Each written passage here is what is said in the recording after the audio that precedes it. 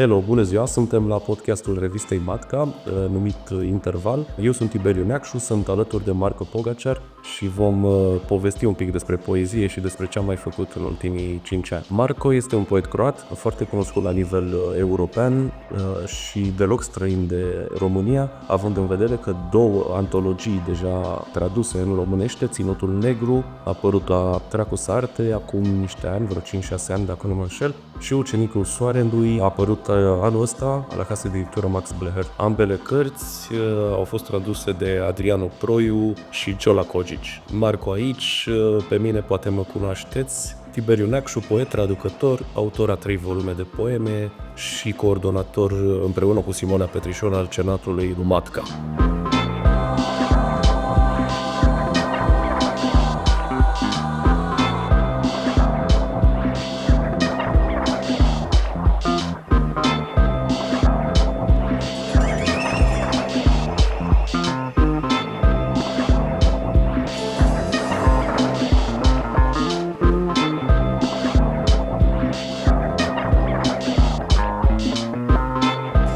Hi Marko, how are you?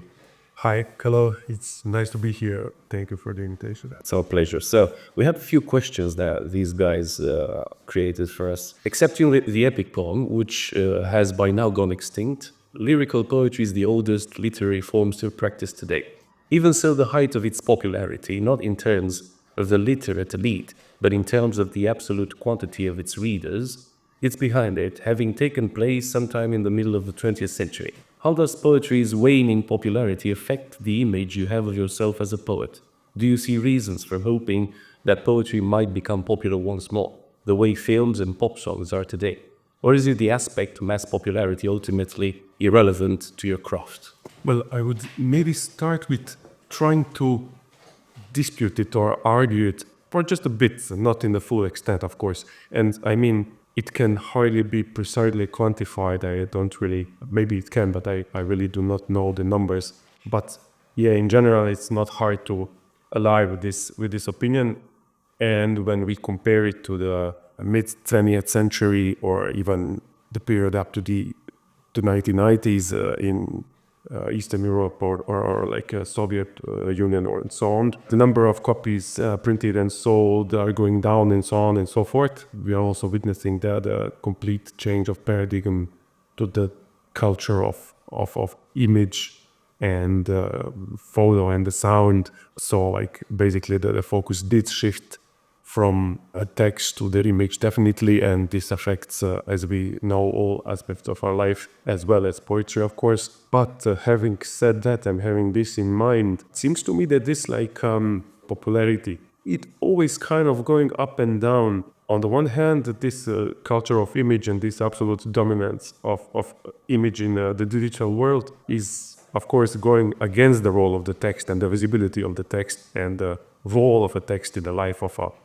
average consumer of culture and life in general. But also new technologies, new media, social networks and so on are quite practical to disseminate poetry. The forms are short, like a poem can easily fit into whatever, an SMS, into an Instagram publication, into a Facebook status. It works well with different kinds of podcasts, with different intermedial practices that include image, sound, and so on. It's kind of shareable, quotation marks, clickable, and it becomes a bit more kind of likable. I mean, and of course, the girl's cool, right? Exactly. And the early analysis, they were, if you remember, like let's say 15 years ago, it all went to the direction, the paper book is in the very end of its phase, the internet, the hypertext, everything, the books are going to get destroyed, reduced to some relics for some kind of, the sheer minority, and we're going to be pushed to the shadow of history and to the museums. And as we see, it didn't really happen, and it doesn't seem it's going to be happening in a near future. And especially if you observe the Anglo-American market, we can actually see that it didn't backfire considering the sales. It grew proportionally, and some analysis that I've read, leaning mostly in the English language market, they say that sale of poetry books is actually skyrocketing. And I do not know, I haven't seen like the direct analysis. It's possible also that, I don't know, like some titles like Rupi Kavur got sold in 5 millions, and then, 5 titles like this completely change. And It's funny you mentioned Rupi Kavur. I'm her translator in Romanian. Oh, really? Yeah. So how were the sales? I know it's Cosmin Ferța, our friend, a common friend. He was the editor of the book, of the first book. And he told me that it sold in something like 5,000 copies in the first 2 days of a book fair. Yes, each title. So I mean, it's a good example. So because we don't have the detailed number, so we cannot say, is it, some of these like popular poetries that we can think it's really not my cup of tea. I wouldn't really consider it something like it is a serious read, but it really does tweak the numbers. It changed the numbers. So I don't know, how the real situation is. Maybe, maybe Lana Del Rey's poetry books are sold in tens of millions of copies, and then maybe this changes these numbers. The thing is, I was thinking when you were talking, I was thinking about one thing. If a publishing house has one author, like Rupi Kaur, for instance, or Lana Del Rey, or whoever you like, and it's, let's say, popular poetry, right? Don't you think that these authors make room, by earning so much money for the publishing house, make room for other poets that are elevating their craft to a little bit more than popular poetry? Absolutely. And in that terms that you just mentioned, and then of course you can, on the account of purely economical terms of money earned with selling this kind of literature, you of course you can publish a lot of books that to be sell in maybe a couple of hundreds of copies, or not even that much. There's one reader that will look down on them. 1 in 20 readers of those books takes another poetry book. I mean, it's a success, and I mean, it can be a huge impact in the widening of our little field. It's true. I was thinking about the fact that, as you said, instead of opposing social media and the internet, this crescendo of the image, of the importance of the image in our world, I would propose to use them together. For instance, you said that it's okay for social media to exist and for the internet to be that fast, and because it creates this dissemination of our craft, and then it helps, right, poetry to get into corners. A lot of people now are, let's say, bombarded with all sorts of information, but between those posts on social media, you can find poetry, and you can get acquainted to the term of poetry, because I was thinking, Lana Del Rey, for instance, poetry book, right? So many fans of hers probably didn't read a book of poetry. Maybe they tend to ignore literature, and that's a good thing that she did that, or any well-known person. But what's that craft that we're talking about? What do you mean by craft when you talk about poetry? The majority of poetry being written today kind of evades the fixed forms. Sometimes I even get surprised how in some cultures fixed form is still kind of plays a significant role. For instance, in Croatia or Yugoslavia would basically ditch the fixed form in quotation marks serious poetry by the 30s. Hardly anyone is going back to the fixed form. For instance, in Germany or Turkish or like the Far Eastern ones, the form is still there. It's way harder, of course, to speak about poetry from the point of view of a scriptured or predefined craft if we ditch the fixed forms. No verse is free for a man who wants to do a good job. That's true, though. I mean, I think so. If you dig in deep enough and if you read enough of poetry, then this craft somehow is manifesting itself through the process of writing and kind of emanates in the very work, in the very text, without even the necessity for us to have it strictly predefined or to have it like some kind of a pretext. Like a recipe, because I was thinking, you mentioned fixed forms, right? I was thinking about the freedom that you have when playing with a fixed form. For instance, the sonnets or the sestinas. Really interesting poems, because you get to repeat a certain verse or certain line, right? And then this becomes a function. The repetition becomes a function of the text, which can emanate through, I don't know, obsession or grief. It can lead to that. In the Villanellas, right, you have 2 or 3 lines that repeat themselves through 6 stanzas or something like that. In the sonnets, you have the rhyme that repeats itself. I think through fixed forms, you can really understand language. And by understanding language, I mean understanding yourself in front of the text, like Paul Ricoeur once said in one of his hermeneutics essays. So this is why I think fixed form has a certain operational value. Yeah, and I fully agree. But I was thinking more from an angle, if we are writing or talking within the poetic universe where fixed form is still sort of a norm, then it's kind of way easier to define what the craft would be. Until the beat, it could be the mattering the craft, the pretexted craft of the form, and then of course playing with the form, disputing the form, stretching the form out. But once you like lead this restricted terrain of fixed form, then also it becomes harder to define what a poetic craft would be. Day-to-day language. You express something really clearly and really directly, right? So you say, I'm anxious. That means you've got anxiety or something at that particular moment. Can you do that in poetry? Can you say that?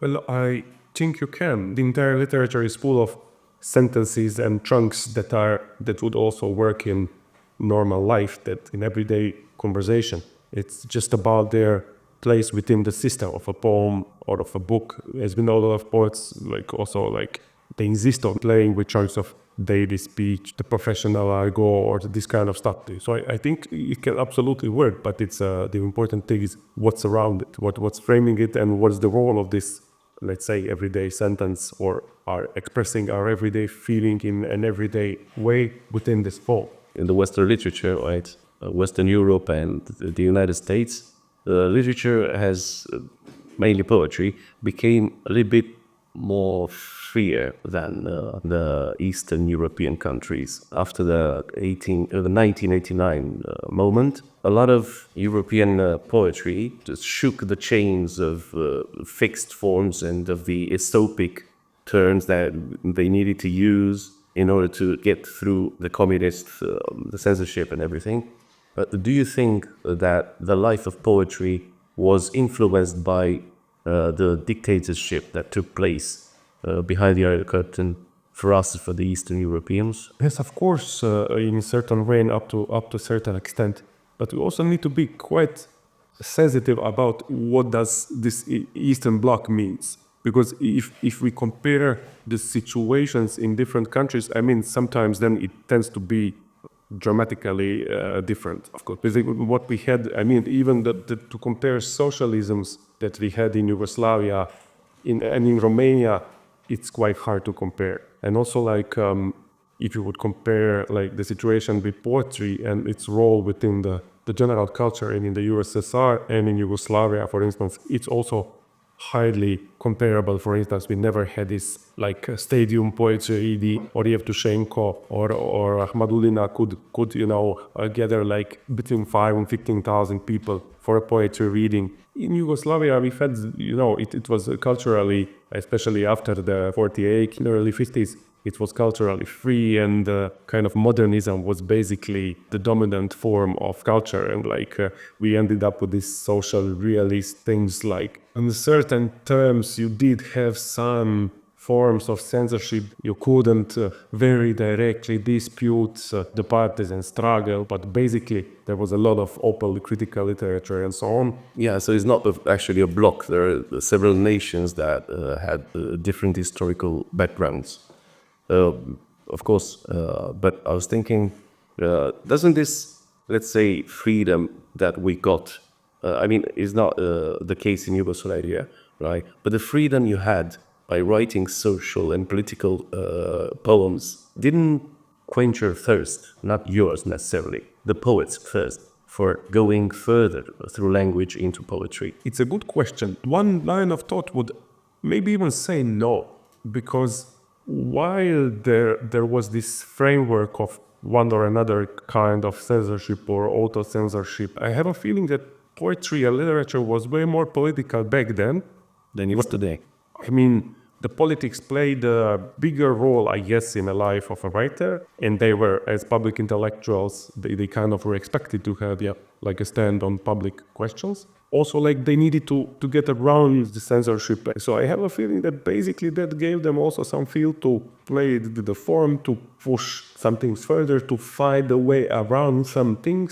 Actually, that opened many doors. While in this kind of anything goes, really, after the 1990, somehow it all dissolved and got airy. You could do whatever you want, but what did you do eventually? Do you think that in this hiatus of coordinates, of critical coordinates, do you think we have a political crisis or poetry crisis in our hands? I'm thinking about the fact that, like you said, during the communist era, the political momentum was so tied up to our lives, day-to-day lives. I mean, with the food that we ate, with the water that we had, and so on. And actually, we didn't have water all the time, and not enough heat in our radiators, and so on and so forth. But I was thinking about the fact that the political regime was so strict back then, and the political aspect of our lives were really strongly connected with Maslow pyramid, right? With the bare necessities, right? But how is it now with the political intruding? Is it a thing that you need to do, you feel compelled to do by your inner self or by society? If we observe like society and culture as a whole, it's just like the literature is just a bit less important and less addressed to.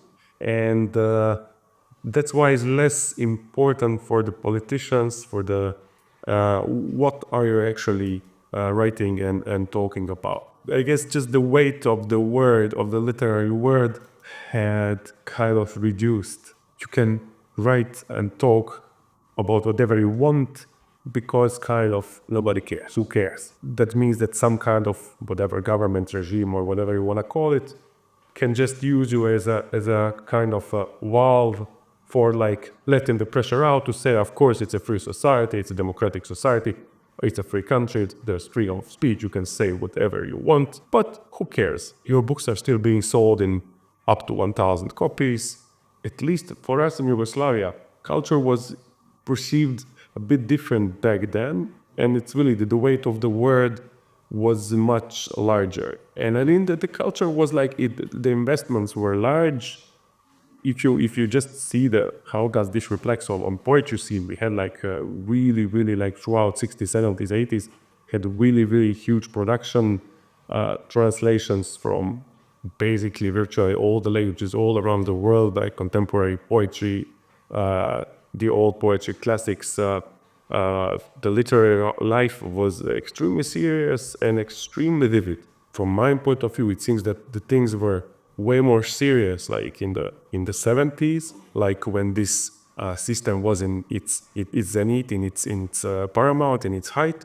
And then throughout the 90s, with the war and with the dissolution of these things, with this, like, it was really like an earthquake also within the literary field. And I think only now we are kind of stitching it back together, and still like we translate way lesser and publish way lesser than we used to back in the 70s. Poets from Latin America, from the United States, from all the, not to be mentioning like for instance, Stavescu was a star in Yugoslavia, and so on. If a poetry book of contemporary Romanian author is translated, probably no one would see it. How do you see basically this transition from let's say, the end of World War II until today? If we think about the World War II, it started when Romania was a powerful economy. In between the two world wars, Romania was a really powerful economy. You had a really vivid culture. A lot of big poets came to the period of time. It was Ion Barbu, Todoran Ghezi, Lucian Blaga, Bacovia, and so on and so forth. And after the Second World War, the censorship was really bad. So they kind of came to learn how to write, hiding their intentions and using all sorts of text mechanisms to just say what they wanted, but in another way. By the way, I was taking about T.S. Eliot. He says at one point, and this is the case of the communist Romanian writers, it is impossible to say just what I mean. That was the relationship with the text. Of course, there were also the people who were sold to the Communist Party, and they were informants and all sorts of things. And then there were so many poets that were agreeable from the Communist Party's point of view, like Nikita Stănescu or Marin Sorescu, and they were considered the biggest poets of that era. But there were also other poets who were also really, really big. I'm thinking about Virgil Mazilas, who was a contemporary to Nikita Stănescu, but he is not that well known or in certain circles. And then after the 90s, after the 1989 revolution, or whatever you call it, there came the freedom that the generation of the 80s, the poets from that particular generation, I'm thinking about Cărtărescu, Traian Coșovei, Florin Iaru, and so on and so forth, were taking upon them some sort of a freedom which was connected to the big generation in the United States, because they saw that freedom was grasped, and they started to use the language in all sorts of matter, understanding the fact that, unfortunately, because of the communist era, because of the communist system of education, Eminescu, Nikita Stănescu, Marin Sorescu were the braille spots, and the poet doesn't say a certain thing. He just shows you a certain emotion. He gives you a certain atmosphere. That's what we were taught in school. But for instance, like even if we go back from, like, let's say Stănescu as sort of an official poet, like Arghezi or Blaga, for instance, in Yugoslavia, we had them translated already in the 60s and 70s in a mass-produced editions that like from 3,000 to 5,000 copies. We could really read this poetry basically in a real time, and I doubt that Arghezi was retranslated or Blaga or anyone. I think it's really hard to translate Arghezi, for instance, because he uses such a Romanian language, and it's really, really hard to put in words in other languages. What he's doing there in his poetry is amazing. There were chunks of Arghezi newly translated in new Cărtărescu's novel Soleloi. Okay. Or probably I mispronounced it.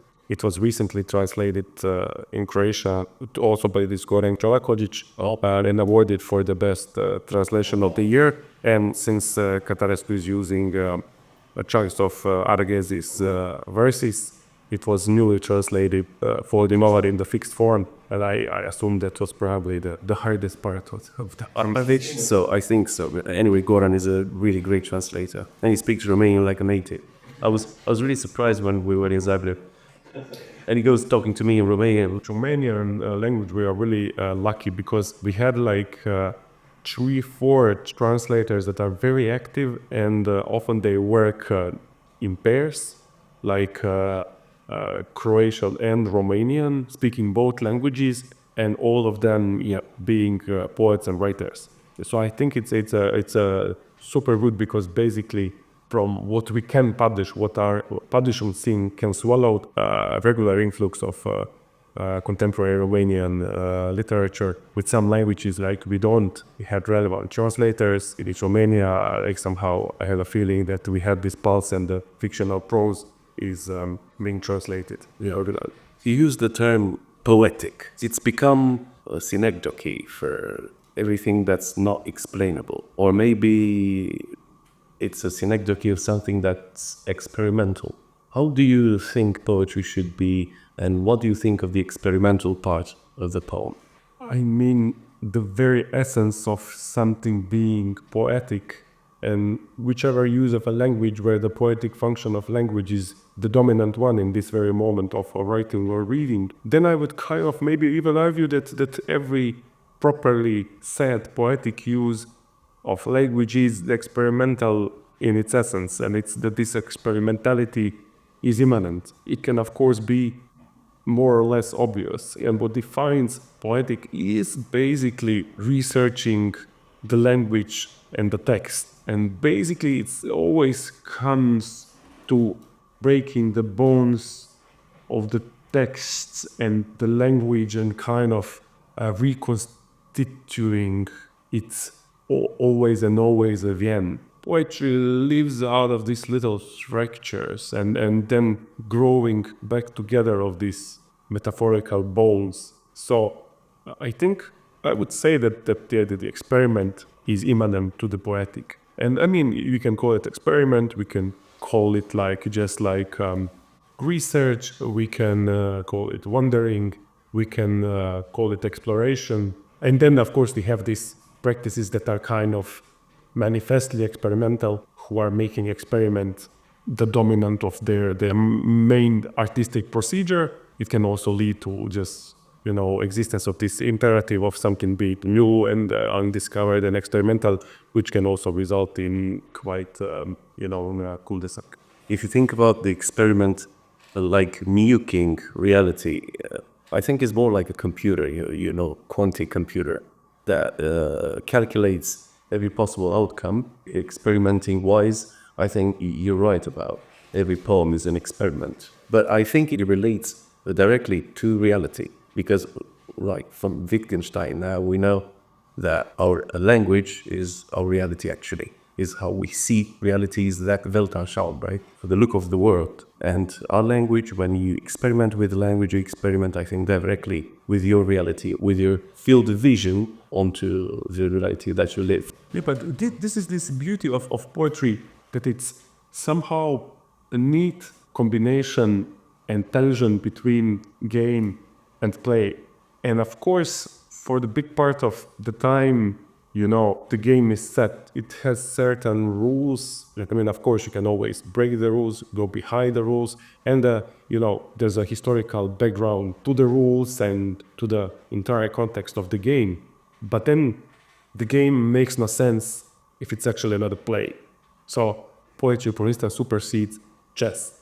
I have a king in chess.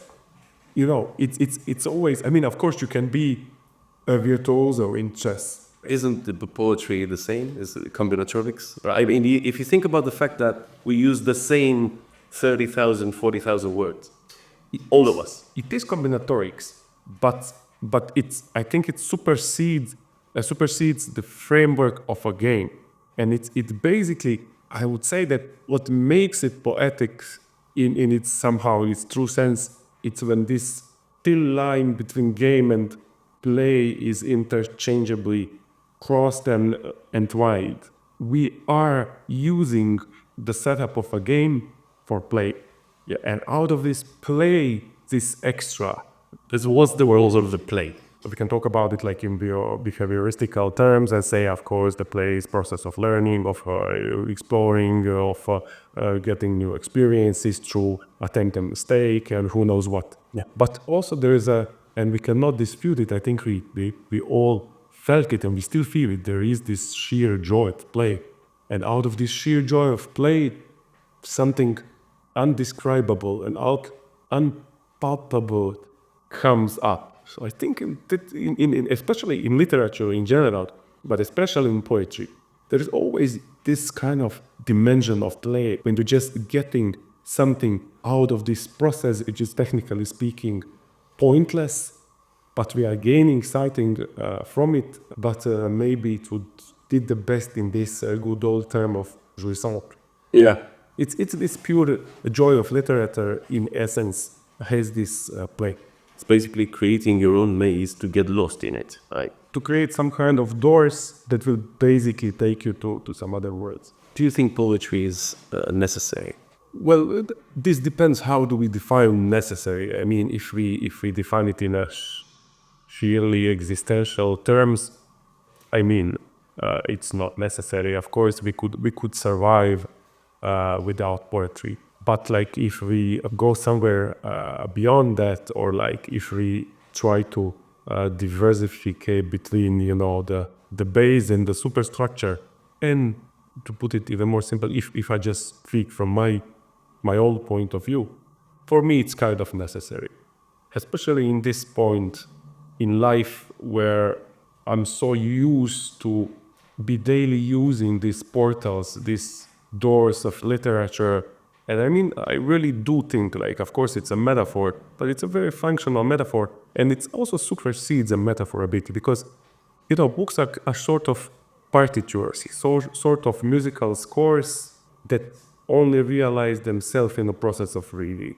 And then during this process of reading that actually are also making these books, or they make these books literature, they really take us somewhere to some other places that are maybe or might have not been palpable, but they are real for us. In the past 20 and more years of intensive reading, I got so used to the presence of these worlds and to the ability of using them and to navigate through them. Only Alzheimer can totally key them out. Now, even if you would stop reading, You still have some components. I think we read enough that probably it would always go back. There are so many of these worlds somewhere in the background that I think we could use them till the end of our days. The transactional theory, right, about literature.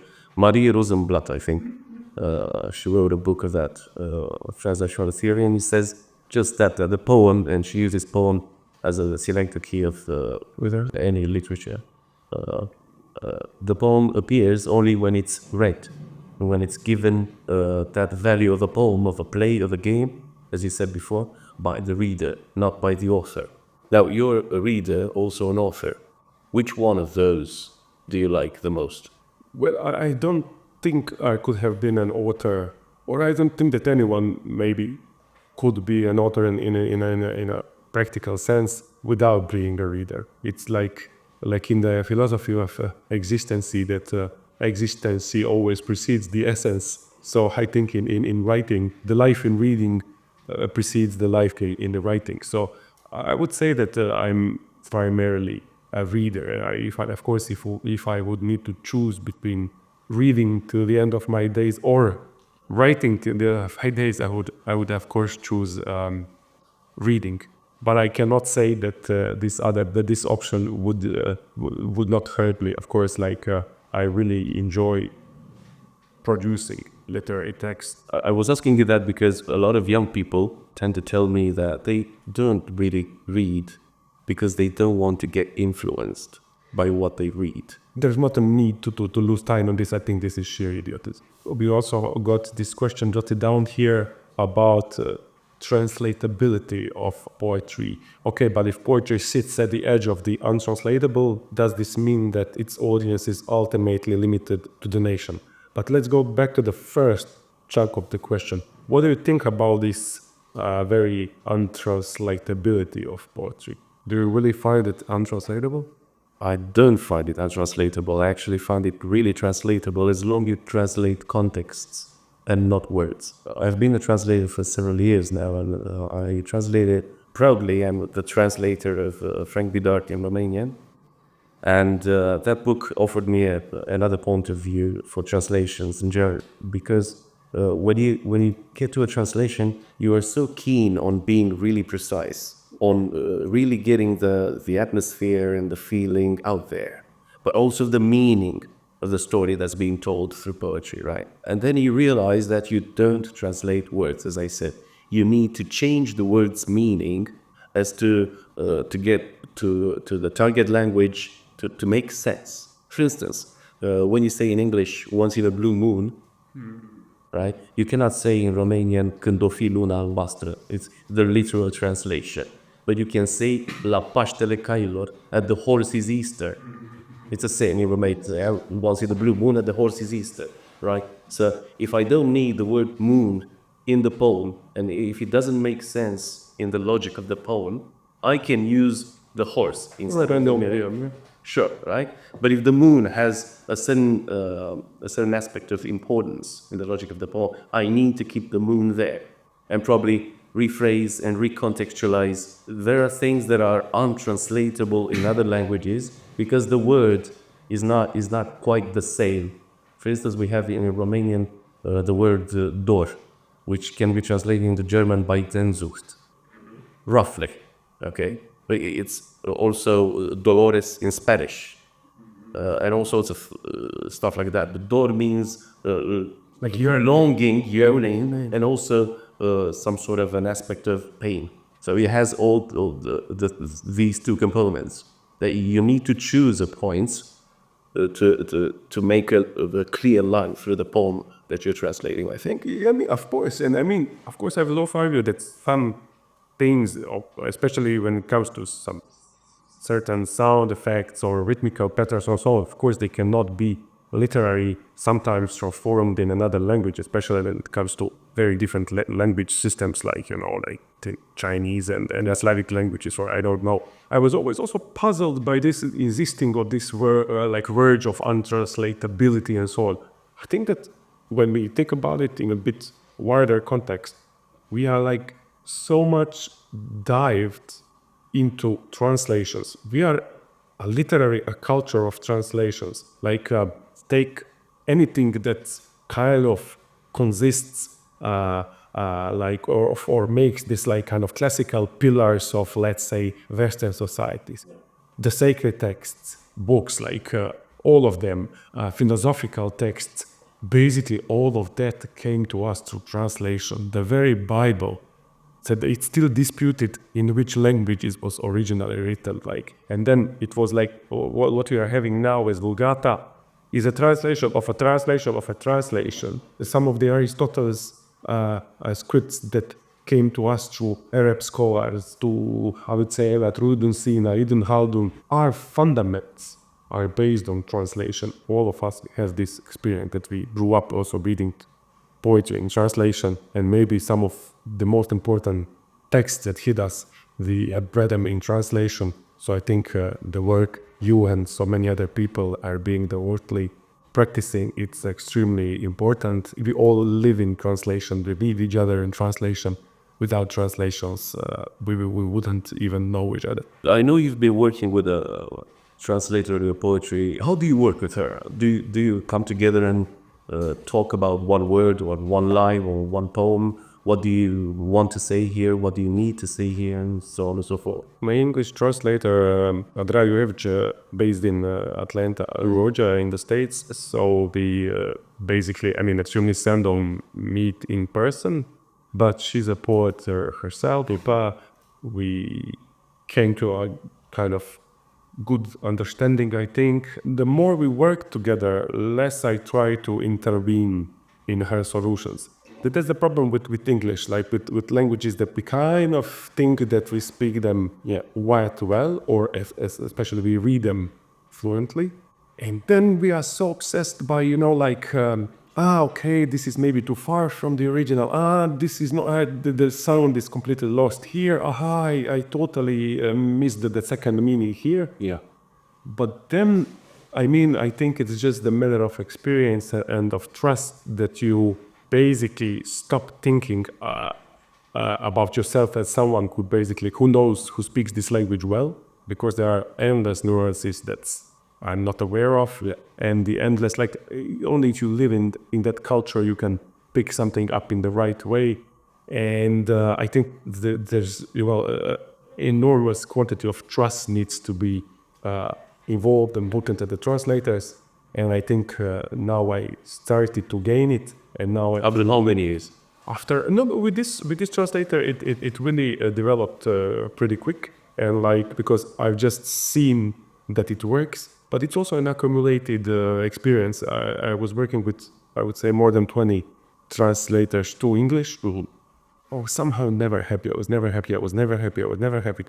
And then all of a sudden, something clicked. But it might have been that some of those translations were actually totally okay and maybe even very good. But I was just too blindly, I was sticking to the original, and somehow I couldn't get rid of the original sound. Something didn't work, but you need to let it go. You didn't want to betray, right? Traduttore, traditore, right? One more question, Marko. So we're talking about translations earlier. Have you ever had a feeling that when reading your own poem in translation, that it wasn't your poem? Yes, basically I always have it. And I can, let's say, more or less properly read maybe 3 or 4 other languages, and I always have this feeling. And of course there are this vast mass of, for me, totally strange, unknown and non-understandable languages. And in all those, I can just see those poems, and sometimes I don't even recognize them. And sometimes, you think you can somehow come up with a system, number of lines, but with some languages, even that does not correspond. So you are totally lost and you can't even recognize your own poem. It's this final metaphor of, the death of the author and of the releasing this beautiful monster, this beast of a poem somewhere, out there into the world without you being its burden. Thanks. It was a really nice chat. Thank you, Marko. It was a pleasure talking to you.